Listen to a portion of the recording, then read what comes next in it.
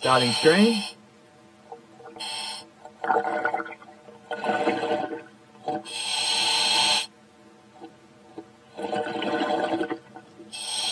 Simone, you are live. You are live.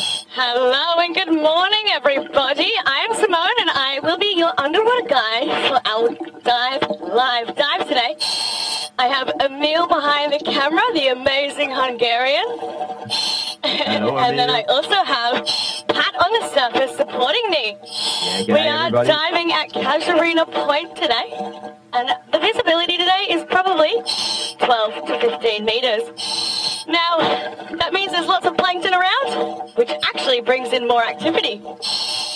Yeah, so hopefully we find a lot out on the reefs here this morning, and a big warm welcome to everyone. Don't forget, whatever stream you're watching from, to send us in your questions. And also, if you're on Twitter, don't forget to hashtag diveLIVE so we can see your questions and answer them in real time. Definitely, Pat will pass down some questions to me, as well as answer them for you as well. So we hope to find a turtle in this area today. A lot of turtles have been frequenting the sites, and we've actually seen some sargassum on the surface. Now, sargassum is a type of a seaweed, and a lot of baby tiny turtles and also, you know, kind of anything can latch onto these floating patches and travel around the world. So hopefully they have come and landed here in the Cayman Islands today. Yeah, and not only would that bring in some species with the sargassum, but it would also bring in some predators as well. Yeah, well, it has brought in some jellyfish, actually. So hopefully I don't get stung by a jellyfish. I'll definitely let you know. But don't worry, they're not toxic here or anything like that. They just might hurt a little bit. Kind of like the underwater mosquitoes of the sea. Yeah, nothing more than a bit of a pesky annoyance, but that's a minor setback in an otherwise amazing experience. Isn't that right, Simone? Yeah, exactly. It wouldn't stop me from diving, that's for sure. Now we are at about 9 meters today. And so this will let you guys see the beautiful colors of the corals, because the visibility is a little bit dull. Oh, actually up here, Emil, we have a huge school of wrasse. Now let's actually zoom closer, because there's probably about 600 or so of these little fish schooling about. Tell me when you have a visual. Yeah, oh, that's just starting to come into... Oh, yeah, now we can see that. That's a... Wow, quite a big aggregation there. So it looks like... Are they mostly Creole wrasse there? Yes, so these fish are Creole wrasse. They're kind of a bright purple colour. And amongst them as well, we can see there are some big black durgans, which are the darker, bigger ones. Oh, and is that a filefish there as well? It certainly is a gorgeous filefish. So we'll try and get a little bit closer for you guys. Now, I can't see, but it's in the very centre right now of where you'll be looking. Is that a scrawled or a white spot filefish? It's a scrawled filefish, so it has nice. Bright blue markings on it. It's absolutely glorious. Yeah, they're really coming into play now. That looks amazing. Good shot, Emil. Yeah, good on you, Emil. Now these guys are changing colours in front of our eyes. They have special cells, or organs called chromatophores, which lets them change colours. Yes, and it's putting on quite a display for us. Now, filefish are in the group of triggerfish, which are all characterised by having a little spike that they can erect on the top of their head. And this is actually used sometimes to hold themselves in place when they're in a crevice. Yeah, and they also have this kind of huge pouty jaw. And that jaw kind of allows them to crush any small mollusks and shells and things like that. They're really, really fearsome, and in some places in the world, filefish, but mostly triggerfish, can actually nip a human. And I know Lauren has actually had a bite taken out of her fin before from one of these guys, so you've got to be careful sometimes. Next diveLIVE that we have Lauren on, I think we'll get the camera on that, because it's quite a funny story. Will be quite interesting. So, apart from turtles, Simone, is there anything else we're on the lookout for today? And don't forget, viewers, also to send in anything you might want to see or have pointed out for you. That's what we're here for. Yeah, definitely. I would love to see a moray eel as well.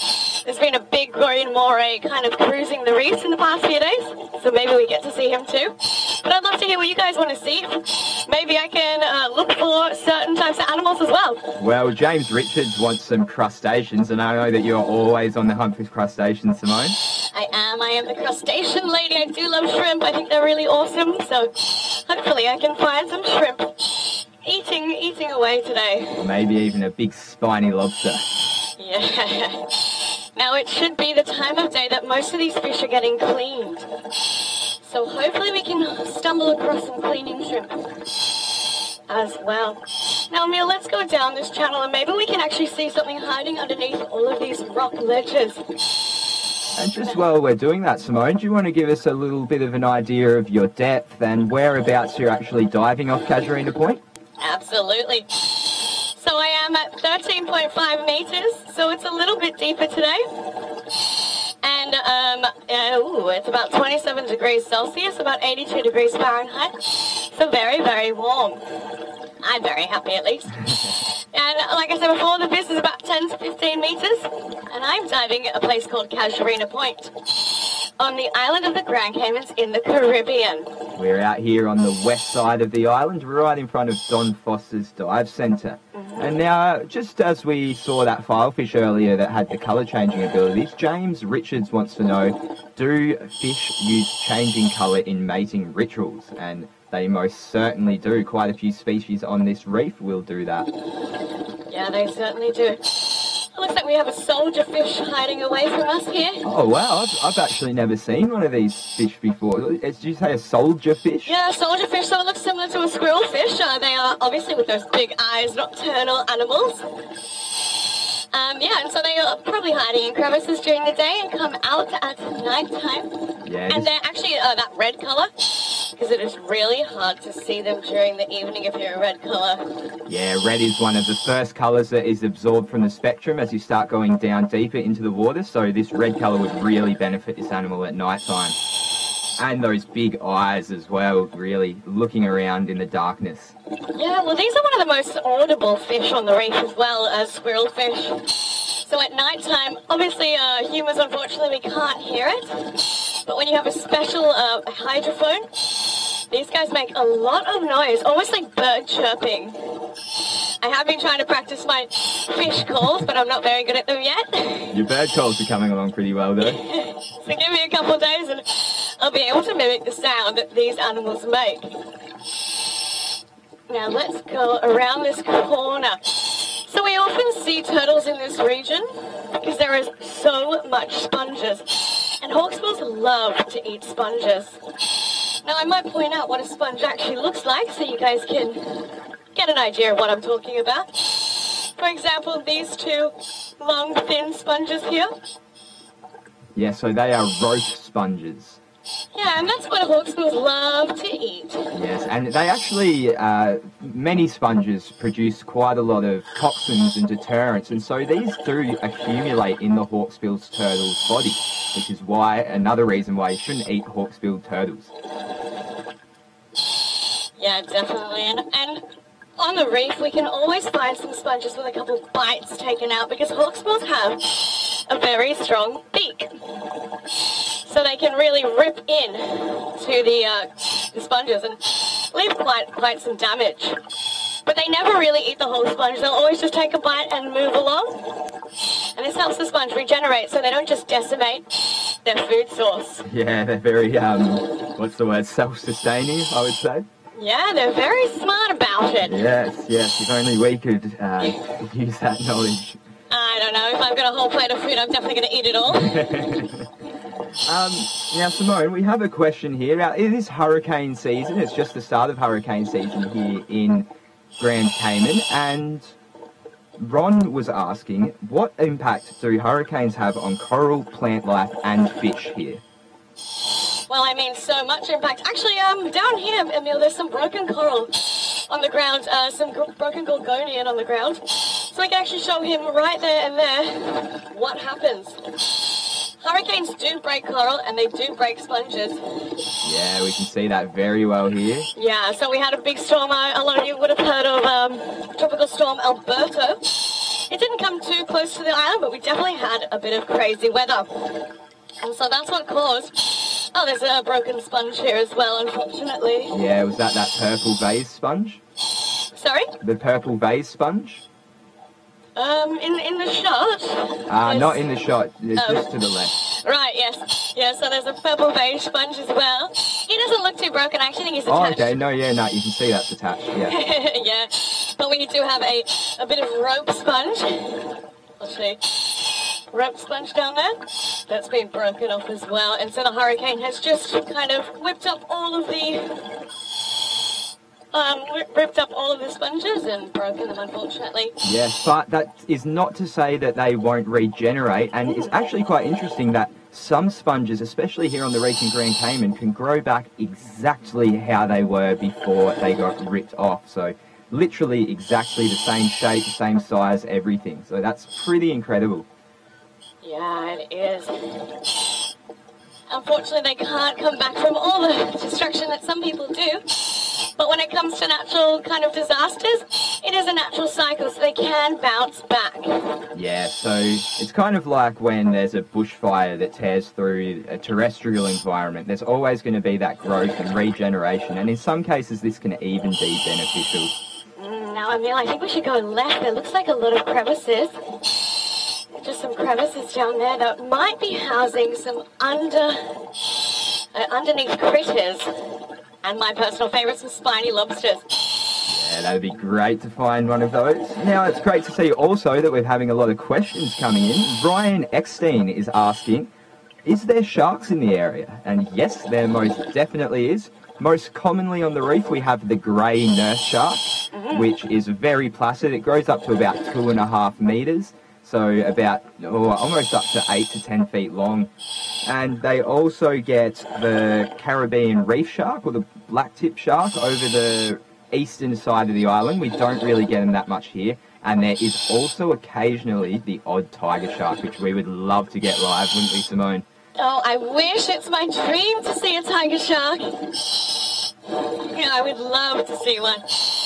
But yeah, in the area that we are right now, we can actually see that there are some overhangs. So these overhangs are a perfect place for nurse sharks to have a bit of a nap.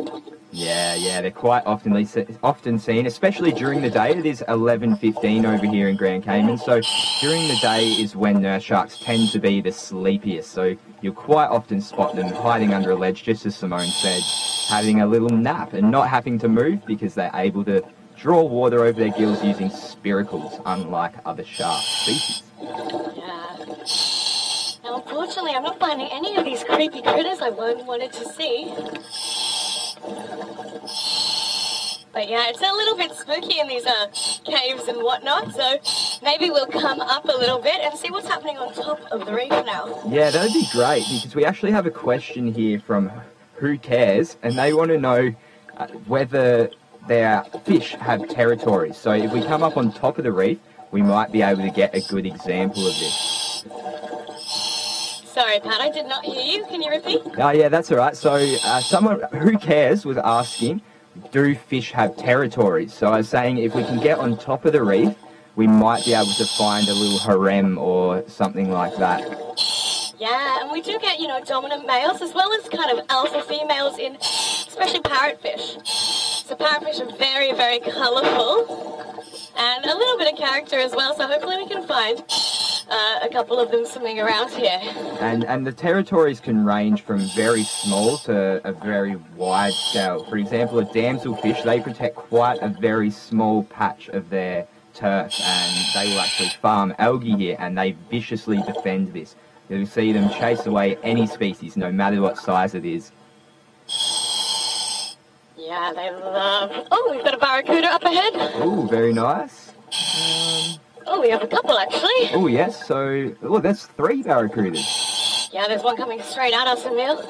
Yeah, so that's coming right into the middle of where you'd be looking right now. Wow, so that is about 3 feet long. This is a huge, great barracuda. That's really big. So that's about 1 metre long, that barracuda. Wow, that was awesome. Now you can see how strong his body is as he swims. Yeah, super, super streamlined. Something that I want to be aiming for. Yeah. And so he had about 3, so there were about 3 in that group. Now, normally these barracuda are solitary, but sometimes they come together to hunt and feed together. They're really good at coming together to optimize their efficiency. Yeah. So very interesting. I wonder, they looked like they were in a rush though. I don't know where they were going. Yeah, I would say it's because of all these fish hanging about just a little bit up off the reef, because there is a bit of plankton stirred up in the water today. So I'd say they'll be out looking for a little fish to eat, which they do so efficiently because they have this streamlined torpedo body shape that's very, very muscular, so they're able to hit really fast bursts of speeds, and then they have big grasping teeth and robust jaws, so they're just made to kill. Yeah, I'd be pretty scared. I mean, we know in the Finding Nemo movie that the barracuda were very ferocious and didn't leave many survivors. So. Kalina wants to know whether barracudas are dangerous to humans. She's under the impression that they are. No, not really. I mean, there's anecdotal evidence that they have attacked humans because some people say they attack your shiny rings and stuff as you dive. But it's never really been proven, and if that ever does happen, it's an absolute accident. Yeah, yeah. To do that. They essentially would see the shining object, such as a bracelet or a ring, as a lure, pretty much. So say if you were fishing with a lure, you can guarantee that a barracuda would strike at it if you cast it out enough. So any time that this would have happened, it would be just because they see a shiny object as a small fish. Yeah. Now we are going to go to this big coral mound up ahead, and the reason I want to do this is because there might be some cleaners, or some cleaning fish and cleaning shrimps. These are tiny, tiny little fish that come and pick the parasites and dead skin off of some fish. Now they like to hang out at coral outcrops because it's a good way to get attention in the big blue. Say, hey guys, I'm over here. It actually looks like there might be one behind you there, Simone, just with a lot of blue chromis hanging around the top. Yeah, definitely. Actually, there's one right on camera now. Yeah. So we have this big sponge coming up as well as this coral head. And it has quite a few tiny little blue chromis. Yeah, and we can see some striped wrasse amongst there too, which were the striped yellow ones, and some bicoloured damselfish, which just left screen now, but they had a white patch at the back of their tail. Yeah. So a lot of these animals, not including the blue chromis, are actually juvenile versions of larger fish. And as a juvenile, you want to be quite discreet, you want to stay nice and safe. The best way to do that is make a deal with the bad guys. So they'll come and they'll clean in exchange for not being eaten by the larger fish. Yeah, that's exactly right.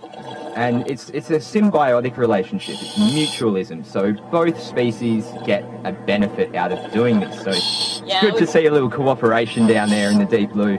Yeah, we just got a lionfish coming up there. That's hiding great. in the cave. That is unreal, because I was literally just about to ask you. Clifford was asking, are there lionfish in this area? Yeah, well, so Clifford, there are. Telepathic there. And we have found one for you. It looks like there's two. There's one above as well. Oh, yeah, I see. Three in there. There's two that you can see right now, and there was also one right above. So this is very strange to see. Yeah, it seems like this is a pretty... Oh, wow, look at this juvenile spiny lobster. Oh, gosh, that is the smallest lobster I've ever seen. When we come back to the other one, I'll show you. If you go back down there, and in the very back, there is a juvenile baby little lobster. Wow, so this is one of the invasive species in this part of the world, guys, a lionfish. Now, can you give us some direction as to where this lobster is? I can't seem to pick it out. Yeah, that's okay. Oh, yes, yep, right in the middle there. That is a very, very juvenile lobster. Very cute. Amazing camera work by Emil here. Yeah. Yeah, that's all right. There we go. Has to organise his cables a little bit. Perfect. Yes, very nice view there. It's how big would you say that is? Probably about 4 inches, 3 to 4 inches. Oh, wow. But I mean, spiny lobsters can get like 2 foot, so very, very small little guy here. Yes, he's at the start of a very, very long life. Lobsters are notoriously long-lived. Yeah, Yeah. And so he's hiding in this cave with other, you know, creatures. Because it's very good to be able to hide away from all the predators that might be cruising, like that big barracuda we previously saw. Now, those lionfish are invasive, guys, so they don't really have any predators on the reef except for humans. Yeah, so the humans have done a good job of culling back the numbers of the lionfish here because they got to extreme numbers. So nothing ate them, but they ate everything. I think one study showed that they had 50 different types of fish in their stomach. So for such a small animal to eat such a large variety of fish, you can imagine how that is going to impact an ecosystem. Yeah, definitely. And I mean, look at those spines. I definitely wouldn't want to eat something that's going to poke me in the mouth like that.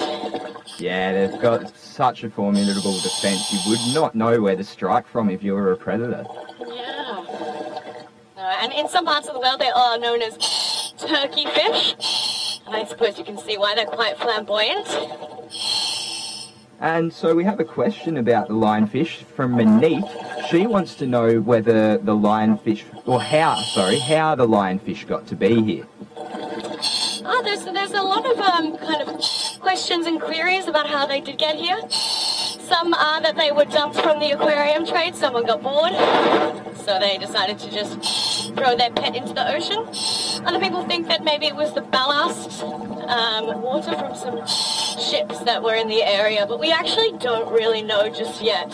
Yes, it's very, very hard to pinpoint how an invasive species got there. Sometimes it can be because biosecurity is a growing thing, biosecurity being the prevention of invasive or exotic species being introduced into an ecosystem. So it is a growing thing, and there are measures that are starting to be in place, but still with so much shipping going on and so much transportation around the ocean, it is quite hard to pinpoint the exact event that brought a species outside of their natural ecosystem. Yeah, and it's not just here that they're invasive pretty much in so many seas and so many waters around the world. And some people are trying to train animals to be able to eat them in the wild to reduce their numbers. And everyone's loving the views of these lionfish. They really are, unfortunately, that they're a pest, but I mean, they are still very beautiful in their own way. Oh, ocean triggerfish. Ah, good one, Emil. Yeah, we've actually got 2 ocean triggerfish here. They're busy swimming past us. Oh, beautiful. Always love it. Let's see. Now they have, I believe that there have been lots of pairs spotted recently. I think it's kind of a mating time for them. Pat was fortunate enough to see some queen triggerfish doing a mating dance yesterday. Yes, that was absolutely awesome. And they're moving so strangely yet gracefully in the water by using their top and bottom fins to kind of undulate through the water. Yeah, so body shapes in fish have evolved quite diversely. There are so many different shapes and sizes of fish now, and because they all use a swim bladder to control their buoyancy or position in the water, the fins are more there for propulsion and speed, so they can they're always orientated depending on the fish. So this fish is obviously long and flat, so it can get away with using the top and bottom fins to move itself forward. Yeah, and actually on this specific specimen, it looks like he's a damaged back tail. So half of his tail has actually been bitten off. I wonder what could have caused that. Maybe if I get a closer look, I can see what type of mark it is. Now, Simone, just while you're doing that, can you give us a quick air update? Marcy is asking. Yeah, thanks, Marcy. I'm at 120 bars, so I have lots and lots of air left to show you these underwater creatures. That's right. Simone doesn't really tend to breathe down there. Yeah, I try not to. I want to have a nice long dive with you guys.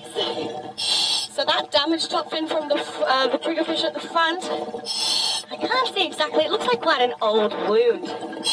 But you can see it doesn't really affect its swimming ability just too much yet. Because they don't really use their back fins much to actually move.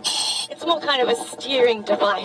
Oh yeah, we can really see that now. That's quite a nasty chunk taken out of the tail there. Yeah, I mean, he lived to tell the tale. Yeah, that could have been probably from another triggerfish, knowing how powerful their jaws are and that they can be pretty aggressive. Yeah, like these fish actually create kind of nests.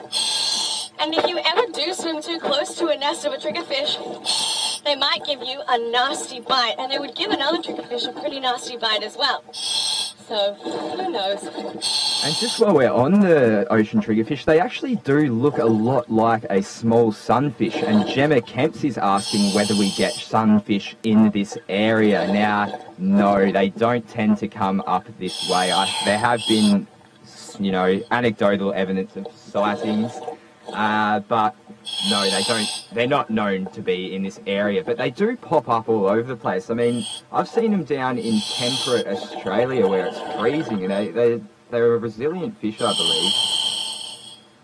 Yeah, I would absolutely love to see a sunfish. They look very, very cute. And they can actually move quite fast if they want to, which is quite surprising, seeing as they're just so flat and kind of silly looking. Alright, so guys, we are shallowing up to about 9 meters now, and the reason I'm doing this is to get back onto the top of the reef, hopefully seeing some more corals as well as maybe some parrotfish. Yeah, so we've always got a great number of parrotfish where it's shallower, because a lot of sunlight penetrates here in the shallower areas, which means that there's quite a bit of algal growth, which obviously attracts herbivores such as the parrotfishes. Yeah, Emil, if you want to come this way, actually, this is one of these coral heads that we frequently visit because it is so diverse and always quite busy. I've seen multiple lobsters, lionfish, pufferfish around here in this little cave system. So let's have a look inside. Yeah, it's always exciting to check out these little, or not caves, but little cracks and crevices and lairs of some of the lobsters. Yeah. See if they're still here. They can stay in one place, but they can also move around. They don't just... They kind of have a few different cave systems that they go and visit. It doesn't look like we've got a spiny lobster, but if we shine our light on those very colourful fairy basslets, tell me if you guys can see these fairy basslets. Yes, so we can see those pretty much in the centre. There's 3 there, so they're very, very easy to spot from their very bright yellow tails and very bright purple fronts. Yeah, and they're actually upside down. Yeah. The fairy basslets hang up upside down onto caves so they can see if the predator tries to come from beneath. It's a very interesting tactic, but obviously one that works because there's quite a few here across the reef. And they're very, very beautiful. They have quite extended ventral fins. Now, I'm not actually sure what the purpose of this is. Do you know, Simone? Sorry, so you said extended ventral fins? Yeah, so those fins on the bottom side, they're quite long. Oh, just got a Zero going past us. So that's a member of the mackerel family, guys. Long, he's about 1.5 feet. Yeah, that looks much bigger than the ones we usually see. It's very, very quick today. Yes, we don't ever get very long with these fish. Yeah, so to continue on those extended ventral fins, I think it's more of a flamboyant show for these fairy basslets. They are quite a territorial and aggressive kind of animals, so they do have kind of face wars where they bite each other on the face and twist around really fast. And they also flare those ventral fins out as well. So more of a behavioural, flamboyant adaptation. And we're just coming back to this huge, huge schooling aggregation. And they've all come together to feed. Yes, most definitely. There's quite a lot of plankton stirred up in the water today, and that would be taking advantage of that. Alright, Emil, I'm going to actually make a stop here. The reason I'm doing that is these creel wrasse are swimming through a cleaning station right now. So hopefully we can see a couple fish come to get a clean. Yeah. I mean, we've talked a lot about cleaning stations, but I guess we've never really sat and just watched one. So maybe we should do that now and just see what comes past. Hopefully something gets a clean. Yeah. And it's very obvious when fish get clean because obviously they're swimming, and then they stop. really, really quickly, and they put their face up and their tails down, and they just stop and get a clean. A lot of the times they open their mouths as well, and fish will go inside their mouths and eating anything that the fish might have missed. Yeah, definitely. And even once the cleaning process has been initiated, they will often tip and turn to kind of direct the cleaners, tell them where they want them to go. Yeah, it's pretty cool. And it's so diverse as well. The different types of animals in the cleaning stations. It's not just fish, it can be crustaceans, you know, like shrimps and crabs coming along. Now here we have lots of brown chromis on the tops of the reefs here. Yes, so they are the brown... Oh, there we go. We've got a striped wrasse there getting clean. You can see it had its face up in the air. And now it's just going back to feeding. Yeah, beautiful. And there's also a bit of a current here today as well. So that's also bringing a lot of those plankton in. Our current is kind of water that moves across, carrying all the goodies that nutrient-rich water should. And these plankton, these schooling fish that are coming up off the reef are eating the plankton that's flowing past them. And you can imagine, if it's raining food, it's a pretty amazing day. But you'd have to have pretty good eyesight to be able to see all of your prey as it flies at you quite with speed. So with these Creole wrasse getting cleaned a meal, guys, look at that. The Creole wrasse, the purple fish to the right. Oh, and also a parrotfish there getting cleaned. You can see that, yep, very well there. Beautiful. It's the spa day here today. Now, Simone, I believe you have actually experienced this. Sean Min is asking whether if a human went up to a cleaning station and opened their mouth, whether it would get cleaned. Yes, certainly. So I unfortunately frequently get cold sores, a little sore on my lip, and I've had many fish come and try and clean it off for me. So if you ever have a wound on your hand, sometimes fish will come and try and clean the wound for you. It's very, very nice. A bit of a spa day underwater. Now, it's not the best because that means they're not paying attention to the other fish on the reef, so you should let them clean the other fish on the reef. But yeah, it's nice to get a little bit of attention here and there. So, going back to schooling fish, we have a question here from... Sorry, I've just got to find the name. That's okay, we just got it. Okay, so from Take Care, and Take Care wants to know, does a school of fish have a leader of sorts? And yes, they definitely do. So most of the time when there's a school of fish swimming in a very organised manner, it's generally the middle fish that is controlling the movement of that school. So a lot of responsibility on that middle fish. Yeah. And they can sense these changes. They're not just looking, they're also feeling when their leader moves. They have a lateral line that runs along their body, and this lets them feel if there's a change in water pressure around them. So they can, well, scientists actually thought it was telepathy. So they thought they were reading each other's minds, but then they realized that they can just really easily sense water changes and a brisk change, and they'll all move together. Yes, a lot of things that happen in the ocean are dependent on pressure because there is an increase in pressure, and so the fish will obviously feel this more and be able to pick up on little changes in the pressure of the water. Now, while we're swimming over these beautiful coral reefs, Paula Watson is asking about sunscreen and coral reefs. She has recently been in Hawaii and heard that there is harm that is done from sunscreen over coral reefs. And yes, this is most definitely true. That's why it's very, very important that if you're going to be swimming in the ocean at all or anywhere near coral reefs, to wear biodegradable and reef-safe sunscreen. Yeah, it is super, super important. We want to protect things like this big, beautiful sea fan that we're seeing right now. How big would you say that is, Simone? That's massive. Absolutely huge, about 3 feet in height and 2 foot across. Wow. It's a bright purple colour. You can see... And it's sitting in this position in the water column to really just maximize the amount of food that is swimming past it or being pushed towards it. Yeah, so gorgonians can actually rotate. This sea fan is what we call a gorgonian.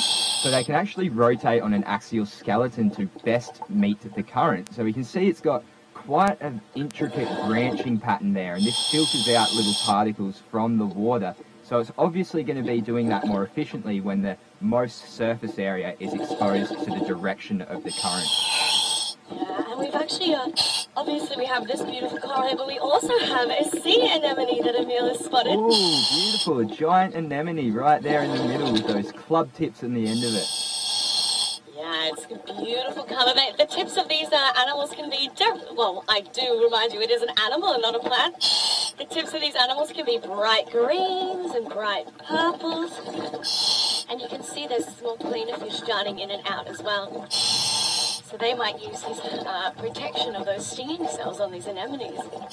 Yeah, so the stinging cells on anemones can benefit species that can handle it, because if they're immune to it, then they can use it essentially as their own defense. Nothing's going to come close to it if it knows it's getting stung. But the anemones also use these stinging cells to their own advantage, because it can paralyze their prey and allow them to engulf it in the mouth, which we can't see right now, but the mouth sits right in the middle of that anemone. Yeah, and the stinging cells will hurt lots of little fish, but they'll also hurt us if we do touch them. So some fish, as we know, obviously clownfish from Nemo, can live in these anemones. Certain clownfish like certain species of anemone. We unfortunately don't have any anemone fish here, but we do have many shrimp and crabs that live inside the anemones we have here. And they're not immune to these stings, you know. They don't have this shell that just cannot be pierced by any means. So they have to constantly rub themselves on the stinging cells to get used to it. Ian's actually asking a really interesting question on the anemones about how they reproduce. Now, I don't know specifically for anemones, but they are cnidarians, being in the phylum Cnidaria, which it's just the way that these guys are grouped, and these are related to corals and other stinging cell animals such as zoanthids, which are pretty much like anemones. Yeah, exactly. They just don't have that kind of medusoid phase or that. So they're basically a jellyfish, so they don't have the jellyfish stage that we know, but they still release those kind of polyps that float across the ocean, and then they settle and create this. Yes, and so I know that amongst cnidarians there is asexual and sexual reproduction. Now, asexual reproduction is usually through fission, which is the splitting of the animal and growing back into two new animals. But they also do produce gametes, which is sperm and egg, which can be fertilized, and that is sexual reproduction. Yeah, there are just so many different ways that animals have adapted to survive in the big blue. It's not too easy, as you can imagine. I mean, look around you. These are all animals competing to be here right now.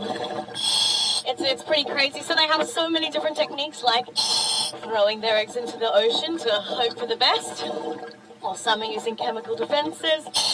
Some are just plain scary, like the big-toothed barracuda. You know, there are just so many ways that they have to survive.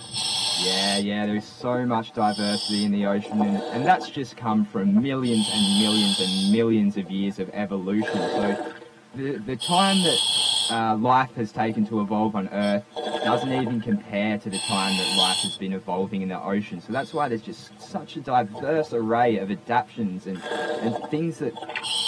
And going on adaptations, we have a drunkfish up here, one of the most highly adapted fish on the reef. Yes, you can see that there with the black spots all over it, and this very odd-shaped body. And look, it looks, some places in the world call this a boxfish as well. Yes, or a cowfish, I believe they are also called in some places of the world. Yeah, and they are just crazy. You can put their skeleton together exactly like a box. Yeah, and this actually deters predators because they're just got so much protection from bone around all their organs and muscles that fish generally don't really want to eat them.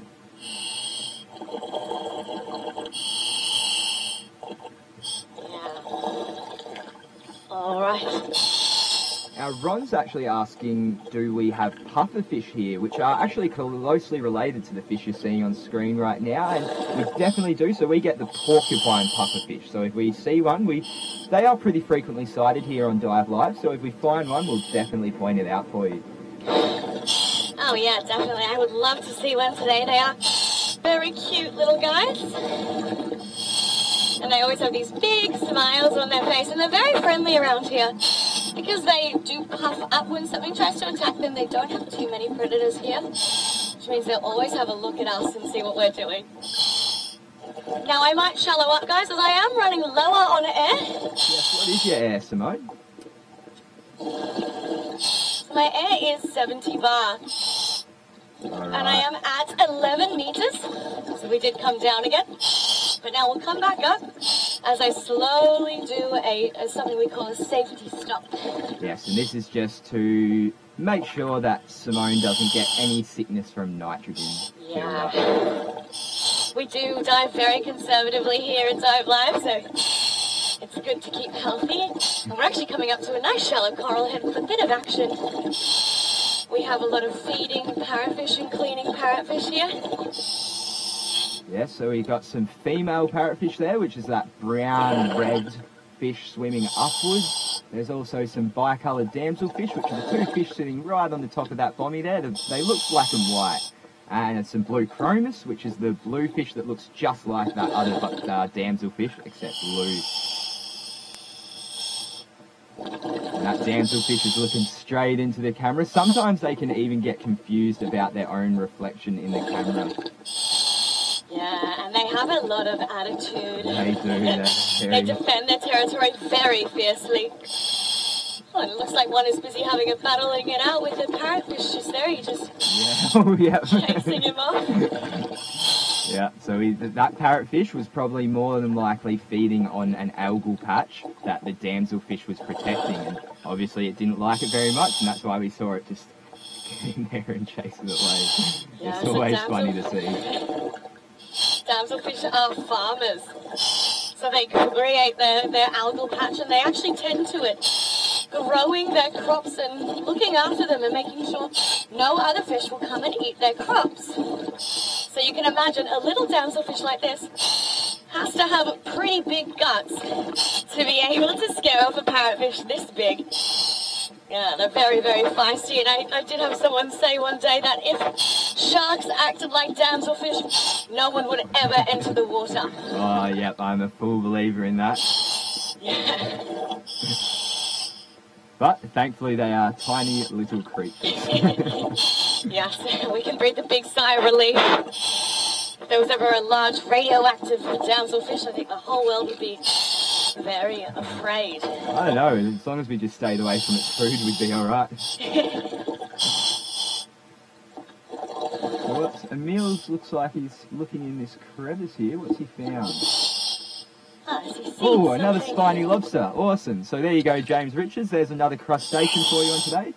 And this also looks like a small one. Not as small as the one we saw before, but have you got eyes on it there, Simone?